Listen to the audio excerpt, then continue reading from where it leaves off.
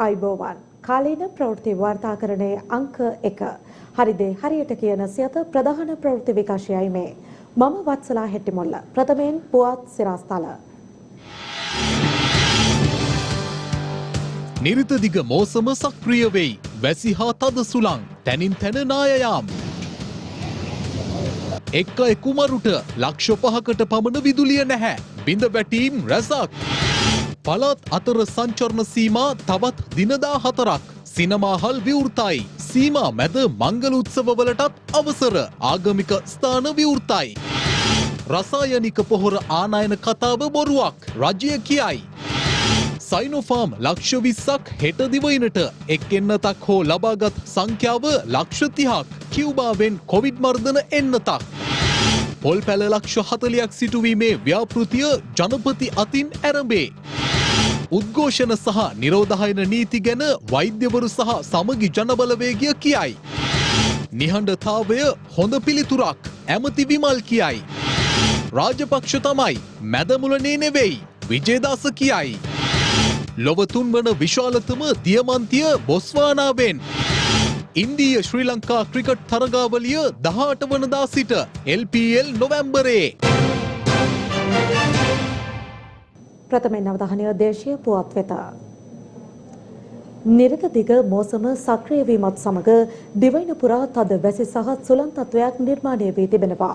කළු, කැලණි, ගින් සහ නිල්වල යන ගංගාවල ජල මට්ටමද ඉහළ යමින් තිබෙනවා. සමහර ප්‍රදේශවල නායෑම් සිදු වී ඇති අතර අවධානයෙන් සිටින්නේයි ගොඩනැගිලි පරීක්ෂණ සංවිධානය ජනතාවගෙන් ඉල්ලා සිටිනවා. එක් අයෙකු මේ වන විටත් මියගොස් තිබෙනවා.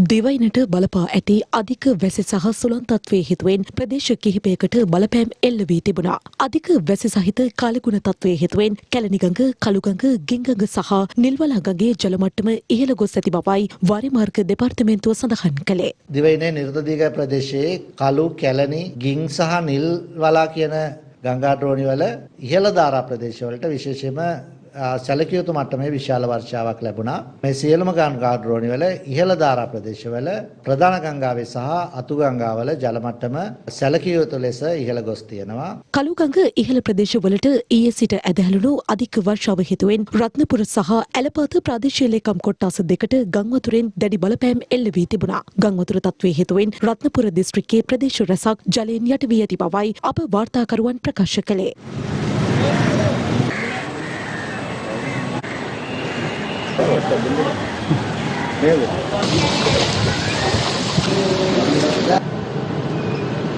ගෙංගඟ පිටාර ගැලීමෙන් උඩුගම අකුරැස්ස මාර්ගයේ ස්ථාන කිහිපයක් මෙලෙස ජලයෙන් යට වී තිබුණා. ඒ හේතුවෙන් රථ වාහන ගමනාගමනයට දැඩි බාධා එල්ල වී ඇති බවයි අප වාර්තාකරුවන් සඳහන් කළේ. දැරණියකල ප්‍රදේශයේ සීතාවක ගඟේ ජල මට්ටම ඉහළ යාම හේතුවෙන් නිවාස කිහිපයක් මෙලෙස ජලයෙන් යට වී තිබුණා. පවතින වර්ෂාපතනය හේතුවෙන් හැටන් සිට මහවැලිගඟට ප්‍රධාන වශයෙන් ජලය ගලා බසින හැටන් ඔය පිටාර ගැලීම හේතුවෙන් ගිනිගත් හේන අඹගමුව ප්‍රදේශයේ නිවාස 21ක් මෙලෙස ජලයෙන් යට වී තිබුණා.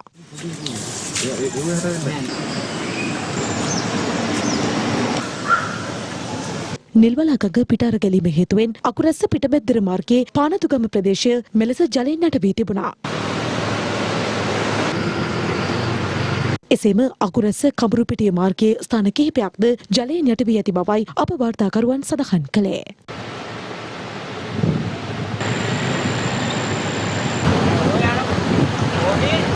මේ අතර නෝට්‍රන් බ්‍රිජ් ජලපෝෂක ප්‍රදේශයට ඇදහැලෙන අධික වර්ෂාවත් සමග විමල සුරේන්ද්‍ර ජලාශය වාන් දැමීම ආරම්භ කර තිබෙනවා.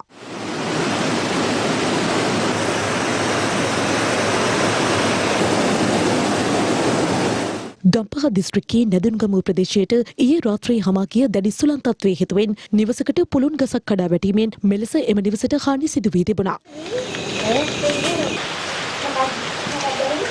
කරන තමයි ජීවත් වෙන්න ඉතින් කර ගිය ගන්න මොකුත් නැහැ මම තේරත් අවුරුදු 60ක් විතර වයසයි ඔන්නත් ඒක කරලා වයසයි දරුවන් ඉතිරත් නැහැ ඉතින් මම කීයක ගියාද තමයි ජීවත් වෙන්නේ. බණ්ඩාරවිල කිනිගම ප්‍රදේශයේ නිවසක් මතට පස්කන්දක් කඩා වැටීමෙන් එම නිවසට මෙලෙස හානි සිදු වී තිබුණා. බලංගොඩ දෙහිගස් තලාව ප්‍රදේශයේ නිවසකට අද උදෑසන පොල්ගසක් කඩා වැටීමෙන් එම නිවසට දැඩි අලාභ සිදු වී තිබුණා.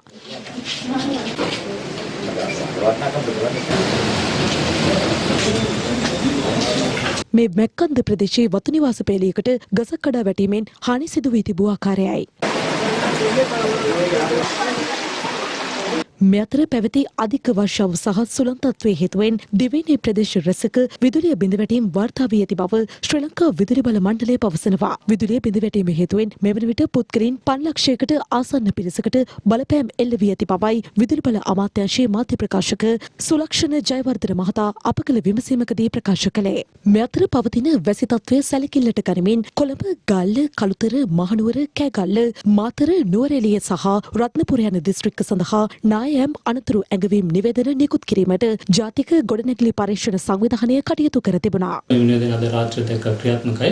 ඊට අමතරව ජාතික ගොඩනැගිලි පරීක්ෂණ සංවිධානය ජනතාව ඉල්ලා සිටිනේ මාර්ග භාවිතා කරන සහ කඳු ආශ්‍රිත ඛණ්ඩාශ්‍රිත සිටින ජනතාව ඉතා දැඩි විමසනක් බව සිට අවශ්‍යවත් ආරක්ෂිත ස්ථානයක් කරා ඉල්ලා සිටිනවා.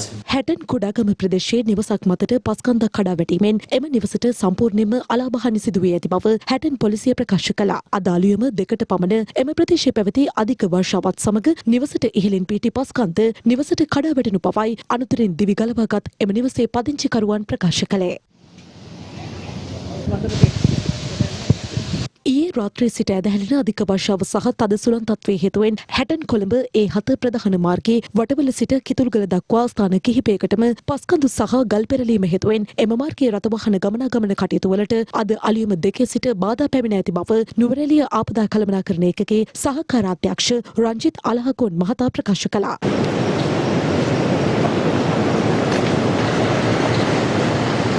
මස්කෙලිය මාඋස්සා කලේ ජලපෝෂක ප්‍රදේශවලට ඇදහැලෙන අධික වර්ෂාවත් සමග මස්කෙලිය නල්ලතන්නිය ප්‍රධාන මාර්ගයට පස්කන්දක් කඩා වැටීමෙන් එම මාර්ගයේ ගමනාගමන කටයුතු සම්පූර්ණයෙන්ම ඇනහිට ඇති බව නල්ලතන්නිය පොලිසිය පවසනවා.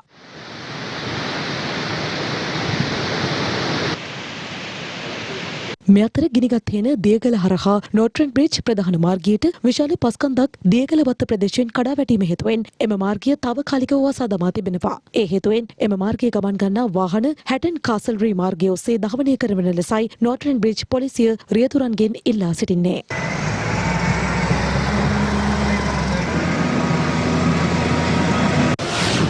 ලංකාව ආශ්‍රිතව නිරතදිග මෝසම් තත්ත්වය තමයි පවතින්නේ. ඒක ක්‍රියාකාරී වීම හේතුවෙන් ඊයේ අද දිනේ සාමාන්‍යයෙන් හොළගයි වැසි තත්ත්වයේ වැඩිවීමක් ඇති වෙලා තියෙනවා. ඒ තත්ත්වය ක්‍රමෙන් අඩුයි කියලා බලාපොරොත්තු වෙන හැටින් පස්සේ ඒ වුණාට දැනට බස්නාහිර මධ්‍යම සබරගම වයඹ සහ දකුණු පළාත්වල විටින් විට වැසි හෝ ගිගුරුම් සහිත වැසි ඇති වෙනවා.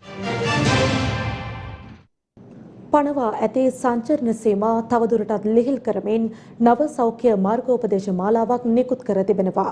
මංගල උත්සව පැවැත්වීම සහ සිනමා හල් විවෘත කිරීම සඳහා මෙම නව මාර්ගෝපදේශ මගින් අවසර හිමි වෙනවා. කොවිඩ් වසංගත ව්‍යාප්තියත් සමග නිකුත් කරන ලද මාර්ගෝපදේශ මාලාව තවදුරටත් ලිහිල් කරමින් අද සිට ක්‍රියාත්මක වන පරිදි නව මාර්ගෝපදේශ මාලාවක් සෞඛ්‍ය අමාත්‍යාංශය විසින් නිකුත් කර තිබෙනවා. අදාළ මාර්ගෝපදේශ මාලාවට අනුව පළාත් අතර පනවා තිබූ සංචරණ සීමා තවදුරටත් ක්‍රියාත්මක වන අතර එම සංචරණ සීමා ඉදිරි දින 14ක කාලයක් දක්වා ක්‍රියාත්මකයි. නව මාර්ගෝපදේශ මාලාවට අනුව පූජනීය ස්ථාන විවෘතව පවතින අතර මංගල උත්සව සඳහා පනවා තිබූ සංචරණ සීමාවද තරමක් දුරට ලිහිල් කරමින් ශාලාවේ ආසන ධාරිතාවෙන් 25% වන පරිදි හෝ උපරිම පුද්ගලයන් සංඛ්‍යාව 150කට යටත්ව මංගල උත්සව පැවැත්වීමට නව මාර්ගෝපදේශ මාලාවෙන් අවසර ලබා දී තිබෙනවා. එමෙන්ම එලිමහන් වෙළඳාම සහ සති පොළ පැවැත්වීම සඳහාත් අවසර හිමි වී ඇති අතර සියලුම විභාග පැවැත්වීම සඳහාද නව මාර්ගෝපදේශ මාලාවෙන් අවසර ලබා දී තිබෙනවා. කාය වර්ධන මධ්‍යස්ථාන සහ ගෘහස්ත ක්‍රීඩාගාර විවෘත කිරීමටද නව මාර්ගෝපදේශ මාලාවෙන් අවසර ලබා දී ඇති අතර සිනමා හල් සහ කෞතුකාගාර බලාගාර ආසන ධාරිතාවෙන් 50%ක සීමාවකට යටත්ව විවෘත කිරීමටද අවසර හිමිව තිබෙනවා. මේ අතර කැසිනෝ, රාත්‍රී සමාජ ශාලා සහ ඔට්ටු ඇල්ලීමේ මධ්‍යස්ථාන නවමාර්ගෝපදේශ මාලාව යටතේ තවදුරටත් වසා තැබෙනවා. ඒ හරහා යම්කිසි අතුරු ඵලයක් එහෙමත් නැත්නම් අපිට අනිසි ප්‍රතිඵලයක් ලැබෙන බව පේනවා නම් වහාම ක්‍රියාත්මක වෙන පරිදි නැවත සංචරණ සීමා හෝ මාර්ගෝපදේශ වෙනස් කිරීමට අපි මැලි වෙන්නේ නැහැ. අපිට වැදගත් වන්නේ රටේ ජනතාවගේ වගකීතු ලෙස කරන හැසිරීම. මම හිතනවා ඒක හොඳ තත්ත්වයට තියෙන බවට සෑහීමකට පත්වීමේ ලකුණක් හැටියට මේ ආකාරයට මේ ලිහිල් කිරීම මේ ආකාරයට සිද්ධ වෙන්නේ. අපි ජනතාවගෙන් ඉල්ලා සිටිනවා මේ තත්ත්වය මේ ගෞරවය ලබා දීලා තියෙන ඒක ආරක්ෂා කරගනිමින් මේ දැනට පවත්වාගෙන යන වගකීමෙන් දිතු හැසිරීම් ක්‍රියාවලිය ඉදිරියටත් කරගෙන ගියොත් තවත් මෙවැනිම ලිහිල් කිරීම තවත් කරන්න පුළුවන්. පළාත් සංචාරණ සීමා ඒ ආකාරයටම ක්‍රියාත්මක වෙනවා. පළාතකින් තව පළාතකට ගමන් කළ හැක්කේ අත්‍යවශ්‍යම කාරණයක් සඳහා පමණයි. පොලිසිය වෙත වාර්තා වී තිබෙනවා යම් පිරිස් විසින් පළාත් මායිම් දක්වා වාහන වලින් ගමන් කර ඉන් පසුව පාගමනින් පළාත් මායිම හරහා අනෙක් පළාතට මාරු වන බවට මේ පිළිබඳව විශේෂ අවධානයක් යොමු කර තිබෙනවා. එවැනි කටයුතු සිදු කළහොත් නිරෝධායන රීතීන් යටතේ අදාළ පුද්ගලයන් අත්අඩංගුවටගෙන අධිකරණයට ඉදිරිපත් කිරීමට සිදු වෙනවා. විවාහ මංගල උත්සව පැවැත්වීම සඳහා අවසර ලබා දීම සම්බන්ධයෙන් එම ක්ෂේත්‍රයේ නියුතු පිරිස් සිය ස්තුතිය මෙලෙස පළ කර සිටියා. මාර්ග උපදේශ අනුව කටයුතු කරන්න යුවල ඉඳලා සියලුම දෙනා දැනුවත් කරමින් කටයුතු කරන මෙන් ඉල්ලා සිටිනවා. මේක ආරක්ෂා කිරීම අප සමගේම යුතුයකමක් විදිහට මම සලකනවා. පින් සිද්ධ වෙන වැඩක්. මේ ක්ෂේත්‍රයේ යැපෙන මිලියන 1.5ක් වගේ ඉතා විශාල ප්‍රමාණයකට මේ අවස්ථාව ලබා දුන්නට ක්‍රමවේද ඔක්කොටම අනුගත වෙලා ඉදිරියට යන්න පුළුවන් නම් තමයි මේක ජයග්‍රහණයක් වෙන්න මම සියලු දෙනාගේම ඉතාම ආදරෙන් ඉල්ලා සිටිනවා අපිට මේ දුන්න අවස්ථාව රැකගන්න උත්සාහ කරන්න කියලා. ස්තුතිවන්ත වෙන්න ඕන ජනාධිපතිතුමාට, අගමැතිතුමාට, යුද හමුදාපතිතුමාට, සෞඛ්‍ය අංශවලට මේ අපිට දුන්න මේ වරම හරියටම අකුරටම ඉෂ්ට කරනවා. ඉදිරියේදී අපි මේ ලස්සන ජයග්‍රහණය ලස්සන විදිහට භුක්ති විඳින්නම්. සයිනෝෆාම් කොවිඩ් මර්ධන එන්නතේ තවත් මාත්‍රා ලක්ෂ 20ක් හෙට දිවයිනට රැගෙනීමට නියමිත බව සෞඛ්‍ය සේවා අධ්‍යක්ෂ ජෙනරාල් වෛද්‍යසේල ගුණවර්ධන මහතා පවසනවා. එසේම ෆයිසර් එන්නත දීවරින් සඳහා ලබා දීමට තීරණය කළ බවද ඒ මහතා ප්‍රකාශ කළා. කොවිඩ් වෛරසය ආසාදනය වූ නවරෝගීන් 1537 දෙනෙකු පිළිබඳව ඊයේ දින වාර්තා වුණා. ඉන් රෝගීන් 22 දෙනෙකු විදේශගතව සිට මෙරටට පැමිණි පුද්ගලයන්. සෙසු ආසාදිතයින් අතරින් වැඩිම රෝගීන් සංඛ්‍යාවක් වාර්තා වී ඇත්තේ ගම්පහ දිස්ත්‍රික්කයෙන්. එම සංඛ්‍යාව සටහන් වන්නේ 475ක් ලෙසයි. දිස්ත්‍රික්ක 4කට අයත් ප්‍රදේශවලින් 100 ඉක්ම වූ රෝගීන් සංඛ්‍යාවක් වාර්තා වී ඇති බවයි COVID-19 පැතිරීම වැළැක්වීමේ ජාතික ක්‍රියාන්විත මධ්‍යස්ථානය නිවේදනය කළේ. ඒ අනුව මෙරට සමස්ත කොවිඩ් රෝගීන්ගේ සංඛ්‍යාවද 2,71,000 ඉක්මවා ගොස් තිබෙනවා. භගවන්තලාව සෞඛ්‍ය වෛද්‍ය නිලධාරී කාර්යාල බල ප්‍රදේශයෙන් අද දින සිදු කරන ලද PCR පරීක්ෂණ වාර්තා අනුව COVID-19 වෛරසය ආසාදනය වූ නව රෝගීන් 17 දෙනෙකු තහවුරු වී තිබෙනවා. කොවිඩ් මර්ධන එන්නතේ පළමු මාත්‍රාව ලබාගත් පුද්ගලයන් සංඛ්‍යාව මිලියන 3 ඉක්මවා ගොස් ඇති බව වසංගත රෝග විද්‍යා ඒකකය නිවේදනය කළා. එහි දෙවන මාත්‍රාවද පුද්ගලයන් මිලියනයකට අධික පිරිසකට එන්නත් කර තිබෙනවා. මේ අතර සයිනෝෆාම් කොවිඩ් මර්ධන එන්නත හම්බන්තොට දිස්ත්‍රික්කයේ සංචාරක ක්ෂේත්‍රයේ නියුතු පුද්ගලයන්ට ලබා දීම අද සිදු කෙරුණා.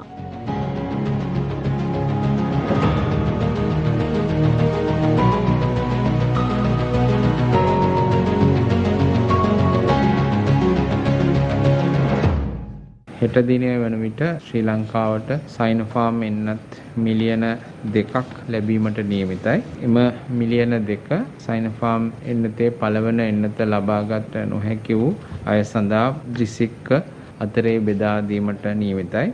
ෆයිසර් එන්නත අපි අතනව ලබා දුන්නේ ඇස්ට්‍රාසෙනිකා එන්නතේ දෙවන මාත්‍රාව හැටියට. නමුත් අපිට ඊට ෆයිසර් එන්නත ලබා දීලා පළවෙනි දිනේ දෙවන දිනේ වෙන විට ඇස්ට්‍රාසෙනිකා එන්නතේ මාත්‍රා මිලියන 1.4ක් ලංකාවට ලබා දෙන බව තහවුරු කරා. ඒ නිසා අපි මේ එන්නත දෙවෙනි මාත්‍රාව ඇස්ට්‍රාසෙනිකා එන්නතින්ම ලබා දීමට තීරණය කරලා ෆයිසර් එන්නත අපි මන්නාරම සහ ඒ යාපනය මුහුදු යන ප්‍රජාවට ලබා දීමට තීරණය කළා. විශේෂයෙන්ම ඔවුන් මුහුදේදී ඉන්දියානු දීවරයන් සමග සම්බන්ධතා පවත්වීමට හැකියාව තියෙන බැවින් ඩෙල්ටා ප්‍රභේදය ලංකාවට ඒමට හැකියාවක් ඒ වගේ තියෙන නිසා අපි එම ප්‍රජාවට ලබා දීමට තීරණය කළා. ඩෙල්ටා කොවිඩ් ප්‍රභේදය හමුවේ ඉන්දියාවට දැඩි බලපෑම් එල්ල වී තිබෙනවා. ඩෙල්ටා ප්ලස් කොවිඩ් ප්‍රභේදය ආසාදනය වූ රෝගීන් 138 දෙනෙකුද ඉන්දියාවෙන් තහවුරු වී තිබෙනවා. වසංගතයේ ශීඝ්‍ර ව්‍යාප්තියත් සමග මණිපූර් ප්‍රාන්තයට අද සිට ඇඳිරි නීතිය පැනවීමට ප්‍රාන්ත බලධාරීන් තීරණය කර තිබෙනවා. ඒ ජූලි 20 වනදා දක්වා ක්‍රියාත්මකයි. කියුබාවේ දේශීයව නිපද වූ අබ්දලා කොවිඩ් මර්ධන එන්නතට එරට ඖෂධ අධිකාරියේ අනුමැතිය හිමිව තිබෙනවා. Even before the permission, Cuba began immunizing its citizens with Abdala in May. 92% වඩා මෙම එන්නත ඵලදායී බවයි පැවසෙන්නේ. මෙම එන්නත ඉදිරියේදී ලෝක සෞඛ්‍ය සංවිධානයේ අනුමැතිය සඳහා යොමු කිරීමට නියමිතයි. ගෝලීය කොවිඩ් වසංගතය හමුවේ සමස්ත කොවිඩ් රෝගීන්ගේ සංඛ්‍යාව කෝටි 18 ඉක්මවා ගොස් ඇති අතර සිදු ඇති මරණ සංඛ්‍යාව ලක්ෂ 40කට අධිකයි. ඔස්ට්‍රේලියාව තුළ ඩෙල්ටා ප්‍රභේදය ආසාදනය වූ පුද්ගලයින් 400 ඉක්මවා ගොස් ඇති බව එරට සෞඛ්‍යංශ පවසනවා. පවතින තත්ත්වය හමුවේ නිව් සවුත් වේල්ස් ප්‍රාන්තයේ සංචලන සීමා තවත් දැඩි කිරීමටයි බලධාරීන් පියවරගෙන ඇත්තේ. සමස්ත ඉතාලියම අද වන විට සොදු වර්ණින් යුත් කලාපයක් බවට පත්ව තිබෙනවා. ඉතාලි ජනතාවගෙන් 50%කට වැඩි පිරිසක් කොවිඩ් එන්නත මේ වන විට ලබාගෙන අවසන්. ෆ්‍රේනික්ස් කුරුල්ලාමෙන් අලුමතින් යලි නැගිටින ඉතාලිය පිළිබඳ මේ වාර්තාවගෙන එන්නේ චංචලා බුලත්වත්තයි. යුරෝපයේ ආර්ථික මට්ටමින් ඉහළ රටක් විදිහට සැලකෙන ඉතාලිය පහුගිය අවුරුදු 1.5 ඇතුළත COVID-19 වසංගත තත්ත්වය හේතුවෙන් පසුබෑමට ලක් වුණා. පළමු රැල්ලේදී දිනකට 18,000කටත් අධික රෝගීන් සංඛ්‍යාවක් වාර්තා වුණු අතර මරණ සංඛ්‍යාව 1000ක් පමණ වූ දින තිබුණා. දෙවන රැල්ලේදී රෝගීන් 40,000කට වඩා දිනකට වාර්තා වුණා. මරණ 800කට කිට්ටුව දිනකට වාර්තා වුණා. ඉතාලි සෞඛ්‍ය අමාත්‍යාංශය විසින් රට කලාප 4කට වර්ගීකරණය කරනු ලැබුවා. ඒ රතු, තැඹිලි, කහ සහ සුදු ලෙස. අද වන විට මුළු ඉතාලියම අවදානම් කලාපෙන් බැහැරව සුදු කලාපයක් ලෙස නම් කොට තිබෙනවා. මේ වන විට ඉතාලියේ වාසය කරන ජනගහනයෙන් 50%කට වඩා වැඩි ප්‍රමාණයක් COVID-19 ප්‍රතිශක්තිකරණ එන්නත ලබාගෙන තිබෙනවා. ඔන්ලයින් ක්‍රමයට ඉතා පහසුවෙන් ඕනෑම කෙනෙකුට දිනයක් සහ වේලාවක් වෙන් කරවාගෙන ප්‍රතිශක්තිකරණ එන්නත ලබා ගැනීමට ඉතාලි සෞඛ්‍ය අමාත්‍යාංශය විසින් පියවරගෙන තිබෙනවා. එන්නත් ලබා ගැනීමට හැකි මධ්‍යස්ථාන ඉතා විශාල වශයෙන් ස්ථාපිත කොට තිබීම නිසා පොදු ජනතාවට ඉතාම පහසුවෙන් එන්නත ලබා ගැනීමට හැකි වී තිබෙනවා. විශේෂයෙන් ෆාමසි වලින් පවා පොදු මහජනතාවට COVID-19 ප්‍රතිශක්තිකරණ එන්නත ලබා ගැනීමට රජය විසින් පහසුකම් සපයා තිබෙනවා. පොදු ප්‍රවාහන කටයුතු කෙරෙහි ඉතාලි රජයේ වැඩි අවධානයක් යොමු වී තිබෙනවා. විශේෂයෙන් පුද්ගල දුරස්ථභාවය රැක ගැනීමට නීති රාශියක් පනවා තිබෙනවා. පොදු ප්‍රවාහන සේවය පරිහරණය කිරීමේදී සහ ආසන පරිහරණය කිරීමේදී නීති රීති තිබෙනවා. දැනට තිබෙන ප්‍රධානතම නීතිය විදිහට මුඛ ආවරණ අනිවාර්යෙන්ම පැළඳිය යුතු වීම හඳුන්වන්න පුළුවන්. ඉතාමත් විනයානුකූලව මෙම වසංගත තත්ත්වයෙන් මිදීමට ඉතාලියේ ජනතාව රජයට සහයෝගය දක්වන අතරම පෞද්ගලිකව ඕනෝන් ආරක්ෂාකාරීව හැසිරීම දක්නට ලැබෙන විශේෂ කාරණයක්. මම චංචලා බුලත්වත්ත ඉතාලියේ රෝම නගරයේ සිට. දොරින් දොරට කබ්රුක ජාතික වැඩසටහන යටතේ පොල්පැල ලක්ෂ 40ක් සිටුවීම ජනාධිපති ගෝඨාභය රාජපක්ෂ මහතාගේ ප්‍රධානත්වයෙන් අද ආරම්භ වුණා.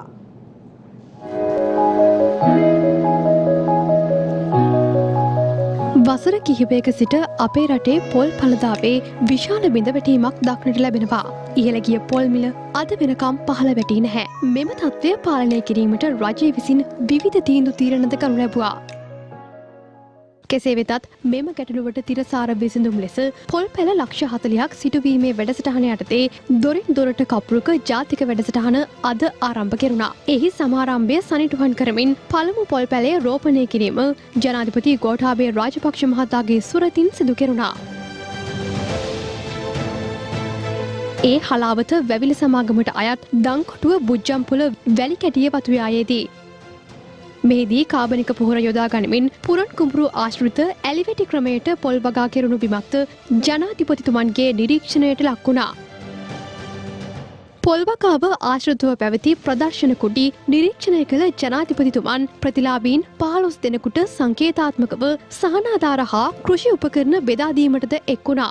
හලාවත වැවිලි සමාගමේ සභාපති ජූඩ් පෙරේරා මහතා සිය සමාගමේ පසුගිය වසරේ උපයාගත් ලාභයෙන් මිලියන 10ක මුදලක් මහා භාණ්ඩාගාරය වෙත පරිත්‍යාග කිරීමද මෙහිදී සිදු වුණා. ජනාධිපතිතුමන්ගේ මෙම වැඩසටහනට සමගාමීව දිවයිනම ආවරණය වන පරිදි පොල් පැල රෝපණය කිරීම සහ පැල බෙදා දීමද සිදු වුණා.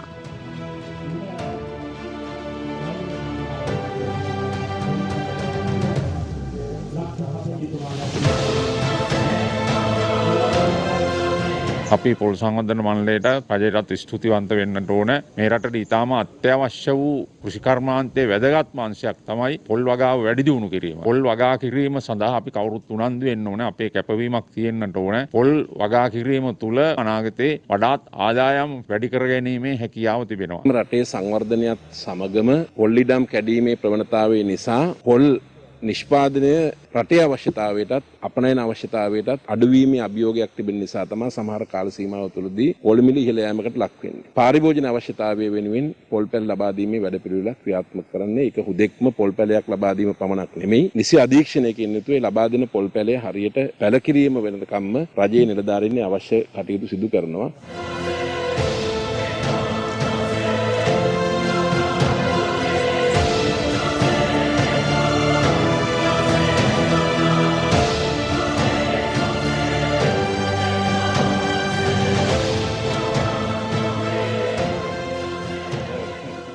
මේ රටේ වසංගත තත්ත්වයක් තිබුණත් අපනයන කෘෂි කර්මාන්තය වගේම දේශීය කෘෂි කර්මාන්තය ශක්තිමත්ව ගොඩනගන්නට අපි කටයුතු කරගෙන යනවා. අපි සෞභාග්‍ය දැක්ම තුලින් ලබා දුන්නු පොරොන්දු අපි කවදාවත් අමතක කරන්නේ නැහැ.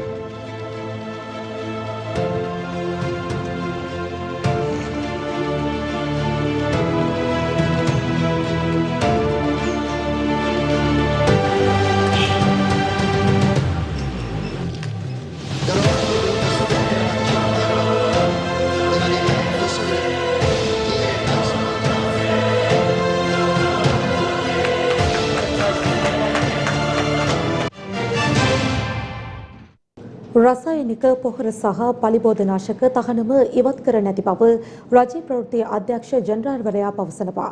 සමාජ මාධ්‍ය ඔස්සේ පැතිර යන කතාවල කිසිදු සත්‍යයක් නැතයි අද නිකුත් කළ නිවේදනයේ සඳහන්.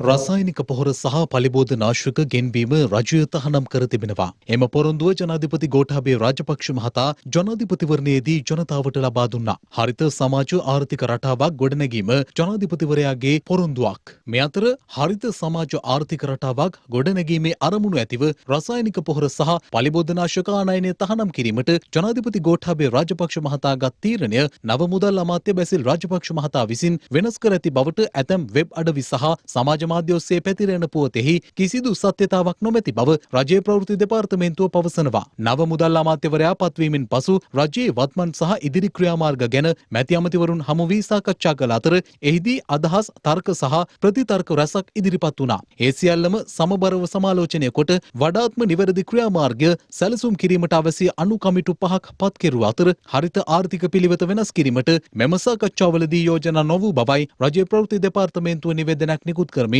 වැඩිදුරටත් පවසන්නේ. අග්‍රාමාත්‍ය මහින්ද රාජපක්ෂ මහතා කතරගම කිරිවෙහෙර රජමහා විහාරයේ වැඳ පුදා ගත්තා.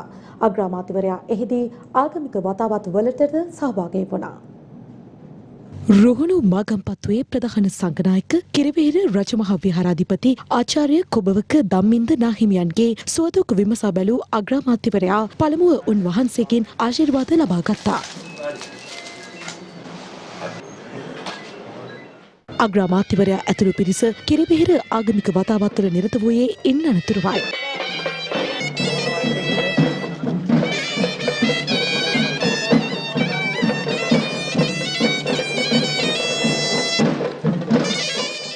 කොබවක ධම්මින්ද නාහිමියන් ඇතුළු මහා සංඝරත්නය කිරිවෙහෙර අභිසති සෙත් පිරිත් සජ්ජායනා කරමින් අග්‍රාමාත්‍යවරයාට ආශිර්වාද පළ කළා. මෙම ආගමික වතාවත් සඳහා රාජ්‍ය අමාත්‍ය ශෂීන්ද්‍ර රාජපක්ෂ රුහුණු මහා කතරගම දේවාලයේ බස්නායක නිලමේ ඩිෂාන් වික්‍රමරත්න ගුණසේකර හිටපු ඌව පළාත් සභා මන්ත්‍රී විමල් ගලගම ආරච්චි කතරගම ප්‍රාදේශීය සභාවේ සභාපති චානක අමිල් රංගන යන මහත්තුරු ඇතුළු ප්‍රාදේශීය දේශපාලඥයින් පිරිසක් මෙම අවස්ථාවට එක්ව සිටියා.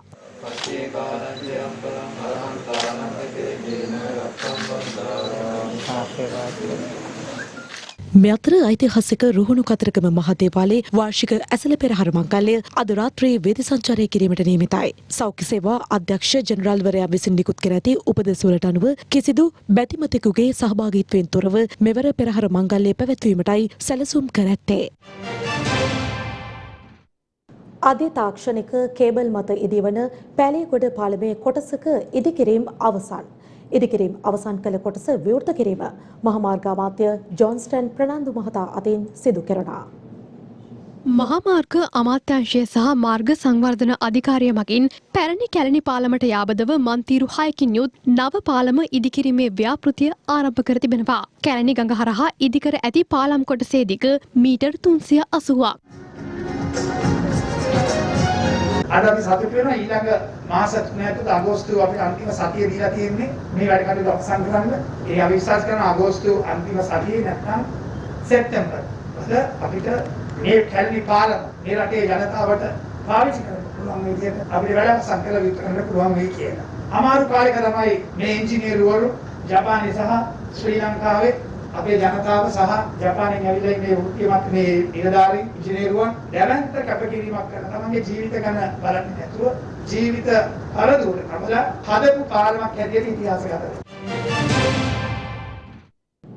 යම් පුද්ගලයෙකු නිරෝධහරයට ලක් කළ හැකි අවස්ථා පිළිබඳ සමස්ත ලංකා වෛද්‍ය නිලධාරීන්ගේ සංගමය අද නිවේදනයක් නිකුත් කර තිබෙනවා. පසුගිය උද්ඝෝෂණ අවස්ථාවේදී විවිධ පුද්ගලයන් නිරෝධහරයට යොමු කළ ක්‍රමවේදයට එරෙහිව පාර්ශව රැසක් අද සිය විරෝධය පළ කර තිබෙනවා.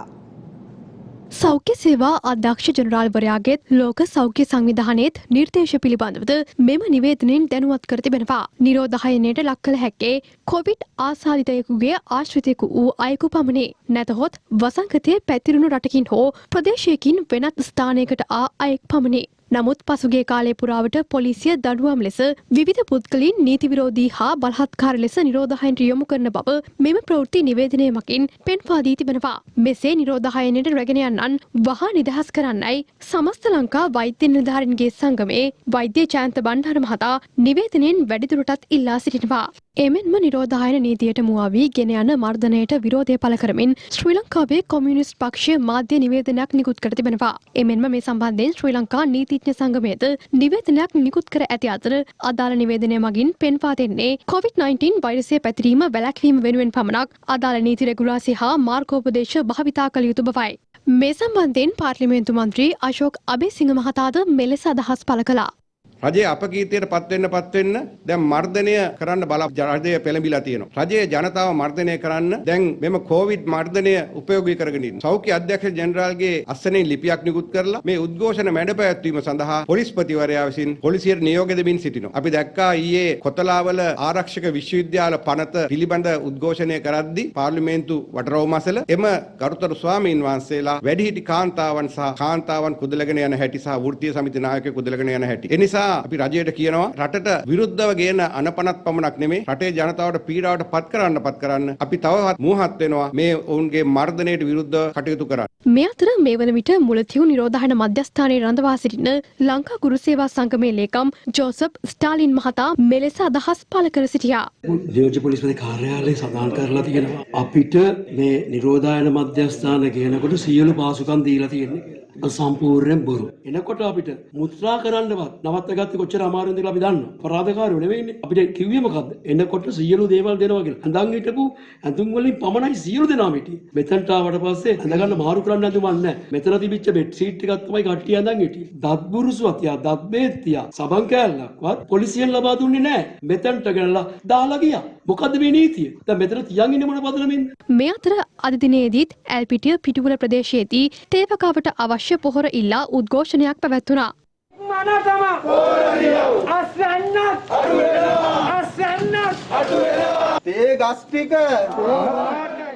යාපනය මධ්‍යම බස් නැවතුම්පොළ ඉදිරිපිටදී විරෝධතා ව්‍යාපාරයක් පැවැත්වුණු අතර එහිදී පොලිසිය විසින් විරෝධතාකරුවන් විසිරුවා හැරීමට කටයුතු කළා.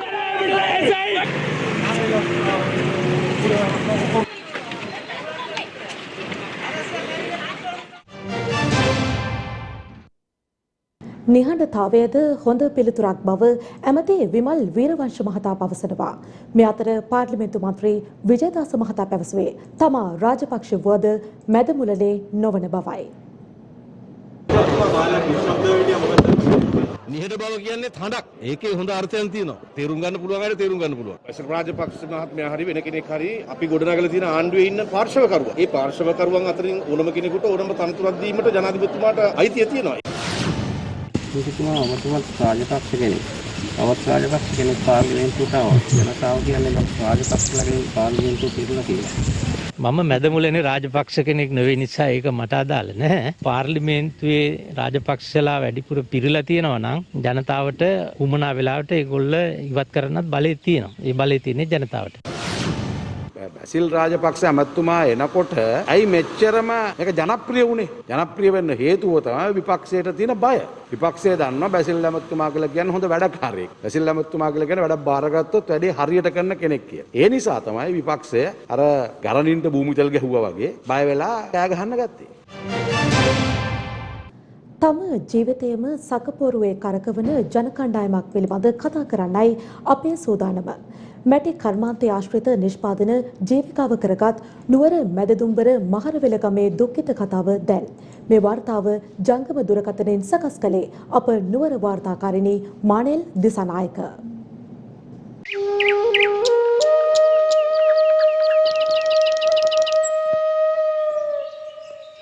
මහරවෙල ගම පිහිටා තිබෙන්නේ මහනුවර මැදදුම්බර ප්‍රාදේශීය ලේකම් කොට්ටාශය තුලයි. මෙහි පවුල් 50ක් පමණ ජීවත් වෙනවා. ඔවුන්ගේ ජීවිකාව මැටි ආශ්‍රිත නිෂ්පාදනයි. මෙහිදී වැඩි ප්‍රමාණයක් නිෂ්පාදනය කෙරෙනුයේ හට්ටිමුට්ටි.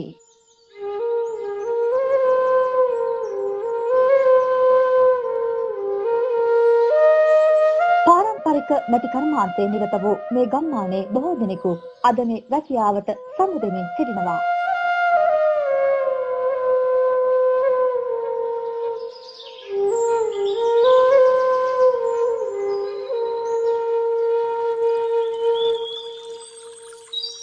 මූලික අමුද්‍රව්‍ය වන මැටි ලබා ගැනීමේ අපහසුතාව ප්‍රධානතම ගැටලුවයි.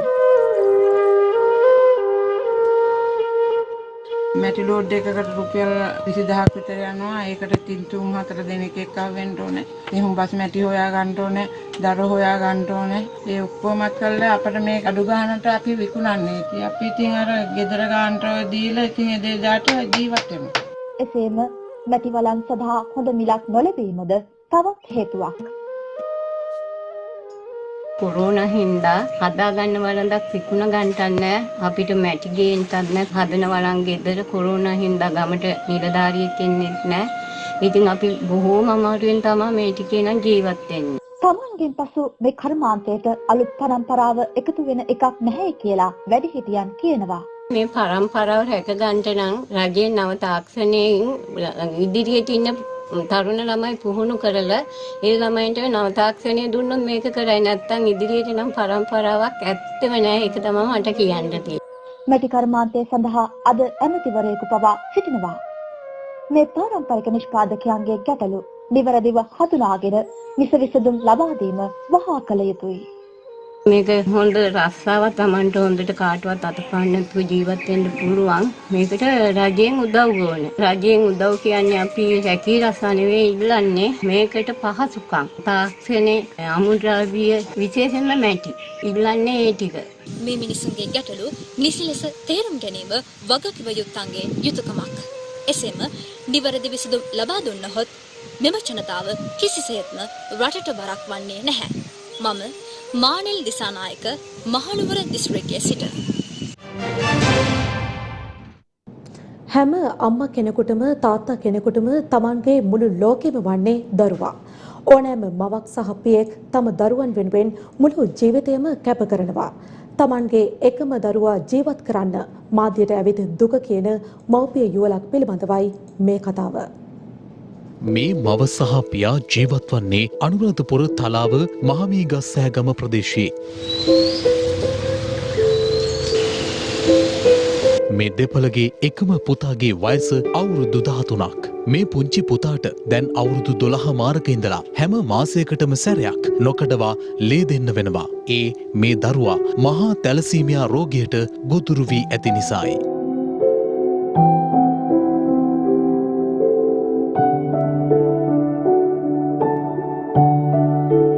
තැලසීමියා රෝගයේදී සිදුවන්නේ රතු රුධිරාණු බිඳ වැටීමයි. දෙමව්පිය දෙදෙනාම සුළු තැලසීමියා රෝගී වාහකීන් වූ විට ඉපදෙන දරුවන් මෙම තත්වයට මුහුණ දෙනවා. මේ දරුවට තම දෙමව්පියන් සමග බොහෝ කල් ජීවත් වීමට නම් ඇටමිදුළු බද්ධ කිරීමේ ශල්‍ය කර්මයක් සිදු කළ යුතුයි. ඒ සඳහා අවම වශයෙන් රුපියල් ලක්ෂ 70ක් වැයවනවා. ඔපරේෂන් කරන්න බෑ. අවුරුදු 20ක් විතර තමයි ජීවත් වෙන්නේ. ඒ විදිහට තමයි ડોක්ටර්ලා කිව්වේ. බබාට මාස 6 ඉඳන් අවුරුදු 13යි දැන්. මේ අවුරුදු 13ටම හැම මාසෙකම බබාට ලේ දුන්නා. හැම රැයකම රැය 8ට ඉන්ජෙක්ෂන් එකක් ගහනවා. ඒක උදේ තමයි බෙහෙත් ඉවර වෙන්නේ. ඇටමිදුළු බද්ධ සත්කම තමයි කරන්න තියෙන්නේ. ලක්ෂ 70ක මට ඒක කරගන්න අමාරුයි. මම ඉල්ලන්නේ හැමෝම අපි මගේ දරුවා බේරගන්න උදව් කරන්න කියලා තමයි මම හැමෝගෙම ඉල්ලන්නේ. මේ මවට හෝ පියාට රුපියල් ලක්ෂ 70ක් හොයන්න හයිය නෑ. මේ පුංචි පුතත් තම ජීවිතය රැකගන්න ඔබේ සහාය පතනවා. නන්දනාම මම සනීප වෙන්න ඇටමිදුළු බද්ධ කරන ඔපරේෂන් එක කරන්න ඕනේ. ඒකට රුපියල් ලක්ෂ 70ක් විතර ගන්නවා. ඒක ලොකු ගාණක්. මගේ තාත්තට හොයන්න දෙයක් නැහැ. ඉතින් නන්දනාම මට උදව් කරන්න. මට සනීප වෙන්න උදව් කරන්න.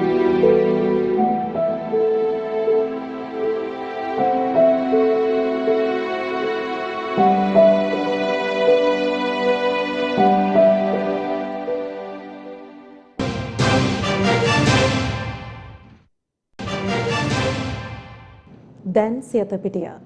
එළඹෙන 13 වනදා පැවැත්වීමට නියමිත ඉන්දිය ශ්‍රී ලංකා එක්දින සහ 2020 තරගාවලිය කල් දැමීමට ශ්‍රී ලංකා ක්‍රිකට් ආයතනය තීරණය කර තිබෙනවා.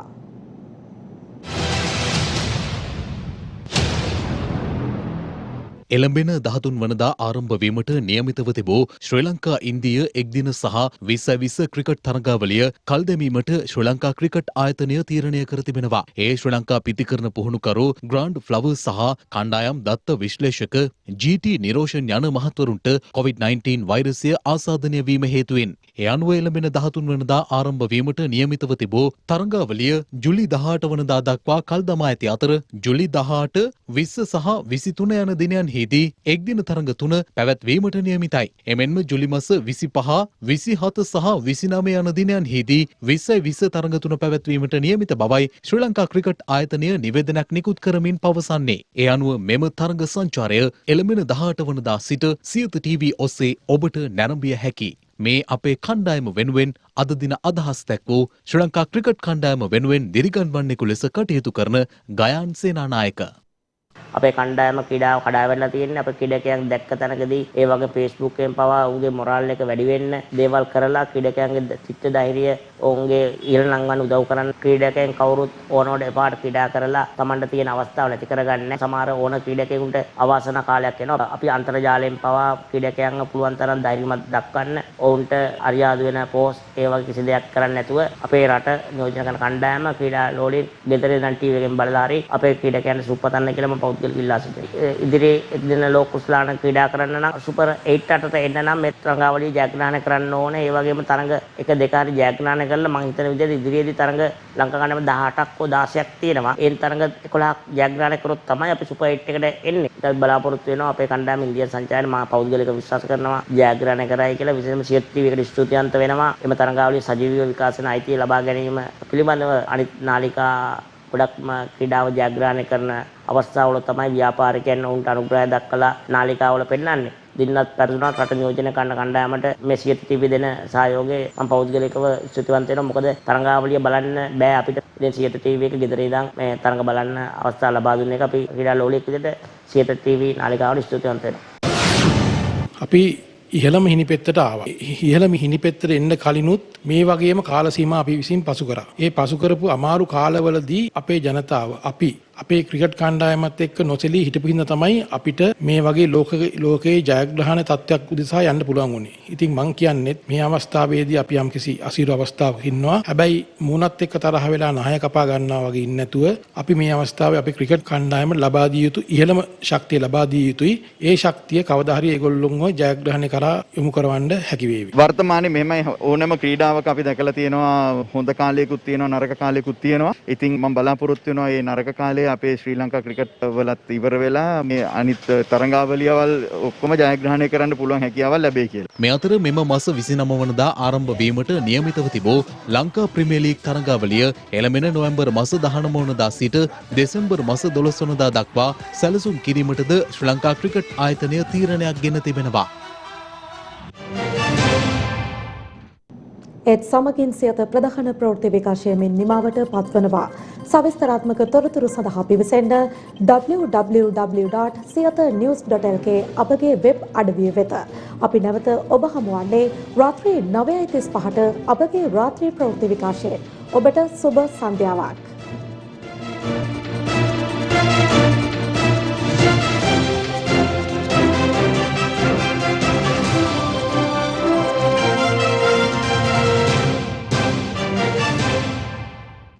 දිනපතා අලුත් වීඩියෝ සහ ප්‍රවෘත්ති නැරඹීමට ඉහත බටන් එක ක්ලික් කර සියත TV සබ්ස්ක්‍රයිබ් කරන්න.